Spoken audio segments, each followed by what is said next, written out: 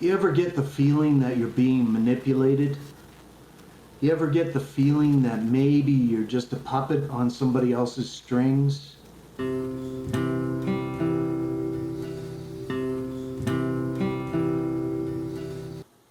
Most of us in our lives have blurted something out that perhaps we didn't think of the consequences first.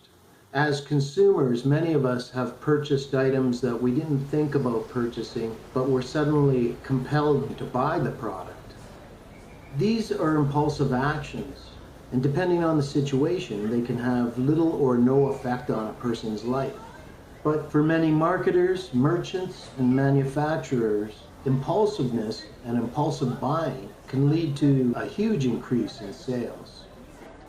Because the marketplace has changed so rapidly since online businesses have become so prevalent, there is now an increase in competition between physical brick and mortar businesses. All of this has direct impact on consumer behavior and how they choose to spend their money. From a very young age, advertising, peer pressure, financial status, and global proximity has shaped our preferences. Along with developing one's personal tastes and opinions, psychological factors also play a major role in one's purchasing decisions. Impulse buying is learned thinking. We don't begin our lives by having overwhelming impulses to get out and do some shopping.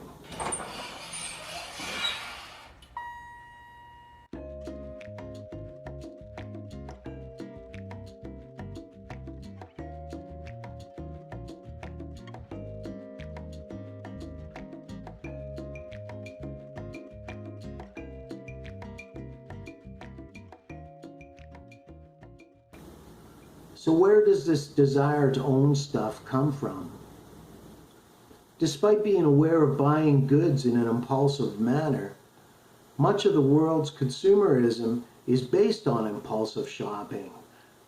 Many of the world's consumers will continue to buy items that they really have no use for.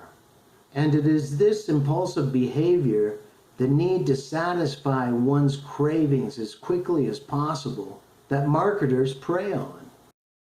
In an article published by the National Library of Medicine, it has been indicated that since the 1940s, impulse buying has been on the rise. Caused by strong emotional stimulation and linked to instant gratification once the purchase has been made, impulse buying has been studied for years, and although impulsiveness by nature could be an indication of a person's low cognitive control, marketers have realized that impulsive behavior can be controlled by many other factors. But because most impulse purchases are triggered by sensory experiences, much of what creates an impulsive action in a consumer must be physical in nature to be effective. And because the internet does not yet cater to all 5 of our senses, physical stores remain responsible for 40% more of the world's retail sales.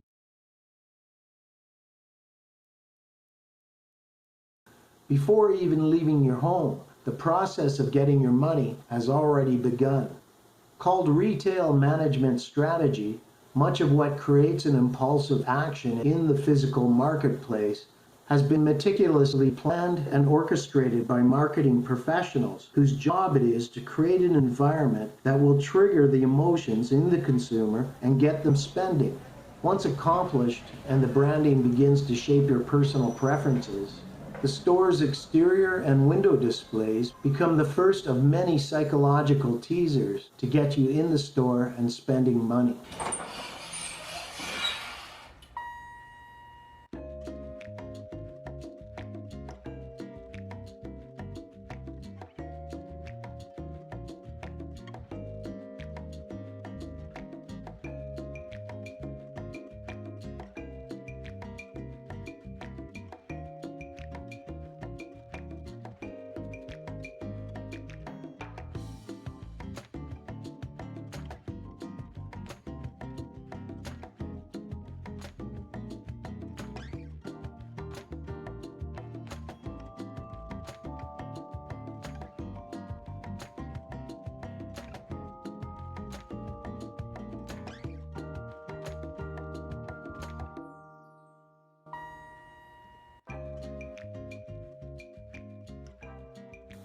The retail industry, they count on impulsive buying to sell much of their merchandise.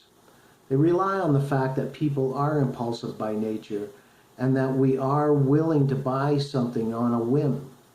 For the past several videos, I've been talking about the psychological side of things.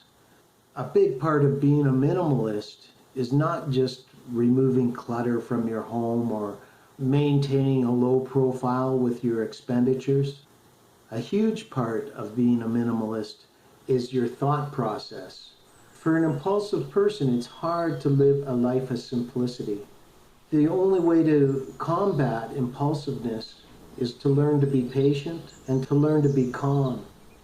Impulsiveness is driven by our senses. Advertising will do everything in its power to persuade you to spend your money.